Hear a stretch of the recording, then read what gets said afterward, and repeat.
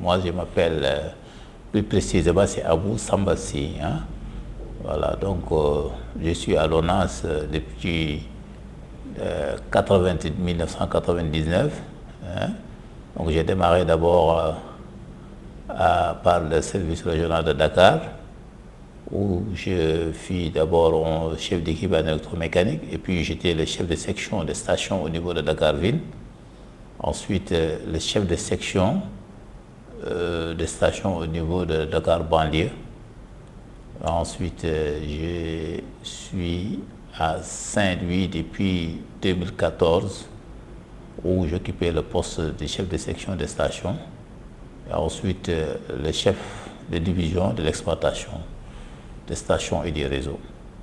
Voilà, donc depuis 2025, je suis le nouveau chef de service régional de l'Office national de l'assainissement à Saint-Louis.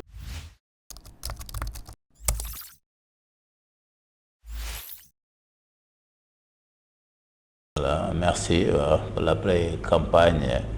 Voilà, je peux dire que pour cette période, quand même, tout le monde sait que c'est la période de préparation de l'hivernage.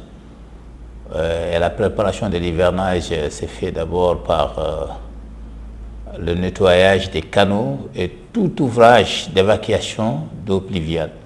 Voilà, et nous avons démarré depuis 2 jours l'éclairage des canaux au niveau de la station de Djaminar et Léona. Nous avons une équipe déjà qui est sur place pour l'éclairage de ces caniveaux.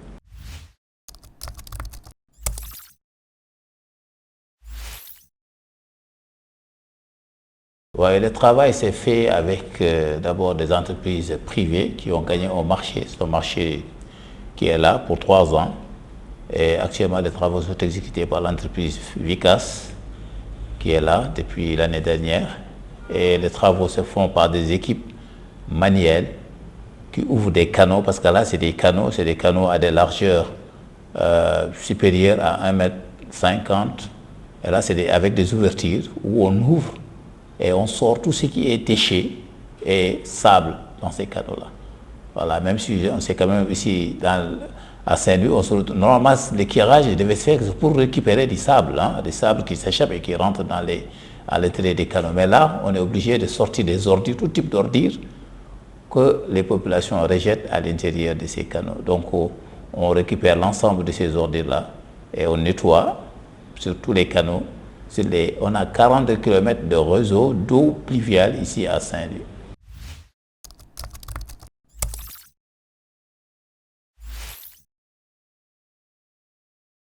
Les moyens mobilisés, comme j'ai dit, hein, c'est une entreprise qui a gagné. Donc, puisqu'il s'agit là d'un curage manuel qui se fait sur les canaux, le curage manuel, ça nécessite déjà des équipements, hein, de petits équipements comme des pelles, des pics et autres. Hein. Ça, c'est pour tout juste ouvrir les canaux et dégager le sable. Hein. Il y aura également une partie qui sera faite qui nécessitera des camions hydrocureurs. Là, c'est la partie hydrodynamique. Là, ce ne sont pas des canaux, mais c'est des conduites d'évacuation d'eau pluviale. Là, ce sont des camions qui vont se faire. Voilà. Il y aura également des pelles mécaniques qui vont dégager les bassins, les grands bassins dans ce qui se trouve à l'intérieur des stations de pompage des eaux pluviales. On a des stations de pompage d'eau pluviale également qui seront curées par des camions hydrocureurs et des pelles mécaniques, voilà, qui vont vraiment curer les bassins comme la station de Djaoulingue, de Djaminar. Là, c'est des grands bassins que nous avons.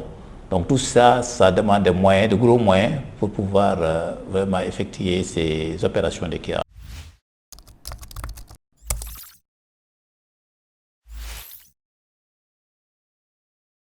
Voilà, Léona et Djaminar, là, c'est des grandes stations. Hein. Vous savez que c'est des grandes stations de pompage, hein, qui occupent vraiment des surfaces vraiment extraordinaires quand même. Hein. Pour ces plus grandes stations que nous avons ici à Saint-Louis, nous avons Léona, Djaminar et Djaoulingue. Là, c'est les plus grandes stations. Sur les 15 stations de pompage d'eau pluviale que nous avons ici à Saint-Louis, hein, nous avons Léona et Djaminar et Djamagan et Djaoulingue qui sont les plus grandes stations au niveau de Saint-Louis.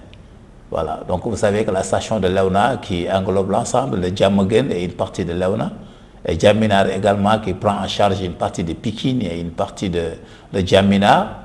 Hein, voilà, donc, et la station de Djaouling également qui prend la Corniche, hein, le Balakos et tout, hein, tous ces eaux-là vont sur cette station-là. Donc voilà ce qui motive réellement ces gros moyens que nous devons déployer dans ces 3 stations.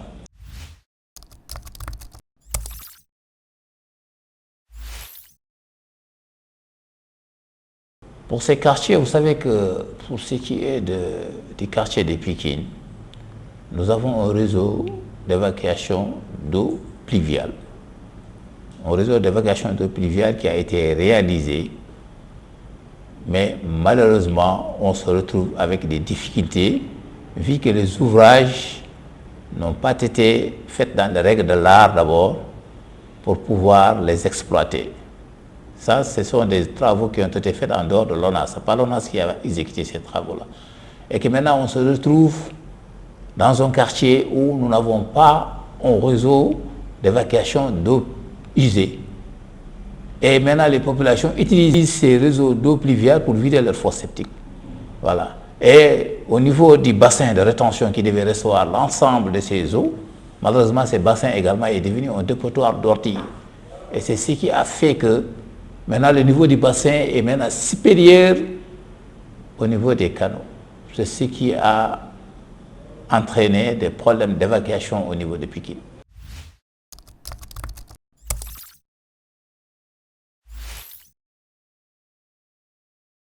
Pour ce manque de civisme, c'est le principal problème que nous avons quand même partout où nous sommes, même dans des zones où nous avons des réseaux d'eau usée, nous avons tout le temps le problème des bouchons. Donc, comme j'ai l'habitude de dire, hein, à chaque fois qu'on voit un bouchon ou la stagnation des eaux dans un canal ou dans une conduite d'évacuation dans un regard, c'est parce qu'il y a un manque de civisme, c'est parce qu'on a dû rejeter autre chose que de l'eau. S'il n'y avait que de l'eau qu'on évacuait sur ces canaux-là ou sur ces conduites d'évacuation, il n'y aura jamais de bouchon. Et c'est parce qu'on se retrouve avec des ordures ménagères que les gens rejettent dans ces réseaux-là et à l'intérieur de ces réseaux-là. Quand vous voyez par exemple les canaux de Pikine, on a plein d'ordures. Partout il y a d'ordures. Quand vous allez au niveau du bassin également, nous avons des ordures, des tas d'ordures. Et c'est ce qui bloque l'évacuation de ces eaux. Et c'est ce qui entraîne souvent des stagnations des eaux et voire même des inondations. Donc vraiment, l'appel que nous lançons aux populations, c'est le manque de civisme que nous voyons, c'est de pouvoir vraiment respecter l'évacuation des eaux et savoir ces ouvrages-là, ils sont faits pour l'évacuation des eaux, uniquement pour les eaux. Pour ce qui est des objets solides, des objets ménagères, il y a des caisses à ordures, des bacs à ordures où ils doivent rejeter ces ordures-là et de laisser les conduites et les canaux pour l'évacuation des eaux. Voilà. Et c'est ce qui entraîne énormément de problèmes.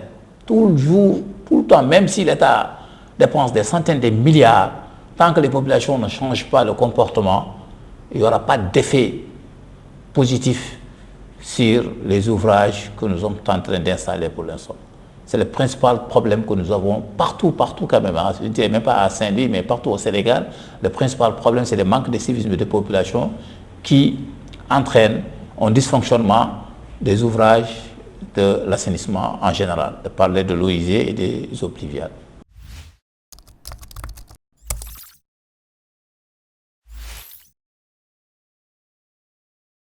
Oui, les difficultés que nous avons quand même, on reconnaît quand même qu'il y a certains projets qui ont été démarrés et malheureusement qui sont à l'arrêt. Par exemple, le projet de 10 villes. Hein, le projet de 10 villes où c'est un grand projet pour Saint-Louis, c'est un grand projet pour Saint-Louis. C'est un projet qui a englobé presque 75 km de réseau qu'on devait faire à Saint-Louis et une dizaine de stations également de pompage. Et ce projet-là a englobé l'ensemble de la ville de Saint-Louis, par exemple. Si vous voyez partout, hein, Pikine, Cité Niakh, les nouveaux quartiers de Ngalel, Boujouk, partout. Hein. Donc on avait 75 km de réseau à faire. C'est un grand projet et qui est actuellement à 60% de réalisation, mais malheureusement ce projet est à l'arrêt depuis presque 20 mois. Et c'est ce qui a entraîné beaucoup plus de problèmes également, parce que c'est des réseaux qui sont là, qui ne sont pas encore fonctionnels, mais que les populations continuent à utiliser. Et que malheureusement, ces réseaux ne sont pas fonctionnels. Voilà, parce qu'ils ne sont pas encore prêts et que certaines populations font leur branchement dans ces réseaux-là. Et c'est pour cela que c'est ce que nous déplorons et nous lançons un appel également aux autorités pour un redémarrage de ces travaux-là dans le plus bref délai. Hein, vous m'avez trouvé même actuellement, j'étais en train juste d'envoyer un rapport d'alerte concernant ces projets-là. Ça, sur les problématiques de l'arrêt de ce projet de Divine. Ce projet, par exemple, ce projet est à l'arrêt, on est en train de voir, vous savez que les projets sont gérés à partir de la direction des études et des travaux. C'est une direction d'études et des travaux, hein, c'est eux qui gèrent les projets en général. Et c'est pour cela que je disais que vous avez trouvé que je suis en train d'envoyer un rapport pour voir également et pour que je puisse avoir des retours sur la continuité de ces projets. Voilà. Et l'autre difficulté également, que nous avons, comme la question c'était de savoir quelles sont les difficultés que nous avons sur l'exploitation. Nous avons également des problèmes sur des dalles de couverture des canaux qui sont complètement cassées souvent par des camions, etc. Là également, c'est un problème de fermeture des canaux d'eau pluviale. Même si on sait quand même dans les normes, la norme de standard, il n'est pas dit que l'ensemble des canaux doivent être fermés. Parce que dans certains pays où vous allez, les canaux d'évacuation d'eau pluviale en général ne sont pas fermés hermétiquement. Mais ici, au Sénégal, l'État a décidé de fermer l'ensemble de ces canaux-là. Et que malheureusement, les points d'ouverture, il y a la vétusté de ces canaux-là. Là également, c'est un problème que nous avons également. Pour avoir un projet, on avait des projets qu'on avait préparés pour uniquement réservés pour la fermeture de ces canaux d'évacuation d'eau pluviale.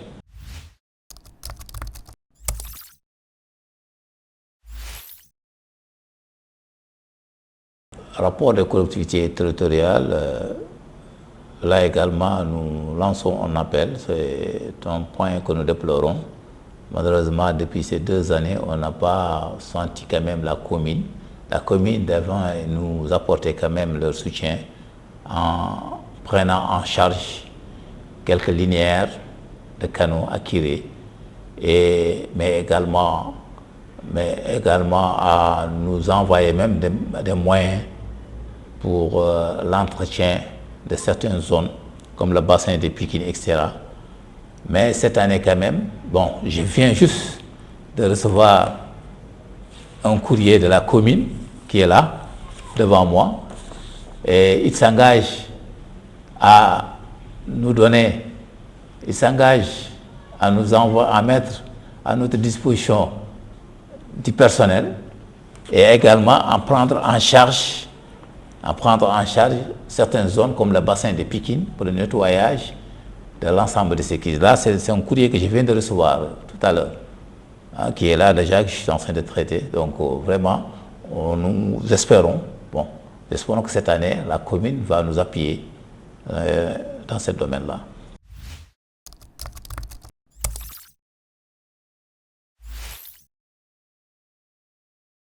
Bon, là, c'est la commune du département, oui, mais la commune de Richard Toll, ils n'ont pas encore réagi.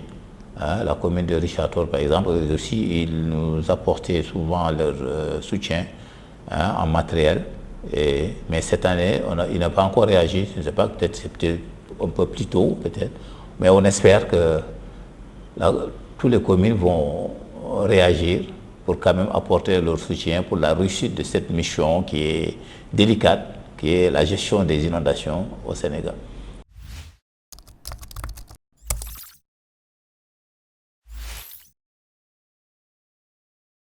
Oui, donc merci, je vous remercie d'abord d'avoir choisi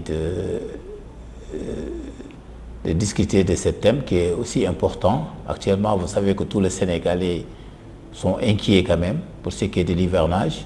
Vous savez que les inondations, avec les dégâts que nous avons vus sur les inondations partout dans le monde, nous avons que pour ce qui est de la gestion des eaux pluviales, c'est un peu une tâche quand même difficile. Donc nous vous remercions d'avoir quand même choisi ce thème aussi important. Donc la seule chose quand même que nous disons, c'est un rappel que nous lançons à l'ensemble des autorités et à l'ensemble des populations des Sénégalais que chacun puisse s'attacher à une tâche quand même et vraiment et pouvoir quand même jouer son rôle pour pouvoir gérer cette période aussi difficile qu'on appelle la période des inondations. Voilà, donc surtout le comportement des populations vis-à-vis des ouvrages. Voilà, donc vraiment que nous demandons beaucoup d'appui. Et nous demandons beaucoup d'appui également à la SONAGEP pour la gestion des ordures ménagères. Pour que si les ordures ne sont pas bien ramassées, les ordures vont se retrouver à l'intérieur des ouvrages de l'ONAS. Et c'est ce qui entraîne énormément de problèmes, des blocages. Voilà, donc vraiment nous lançons un appel aux autorités, à la commune et tout, pour que vraiment que tout le monde puisse mettre la main sur la pâte pour que nous puissions réussir cette année-ci, l'hivernage 2026. Merci.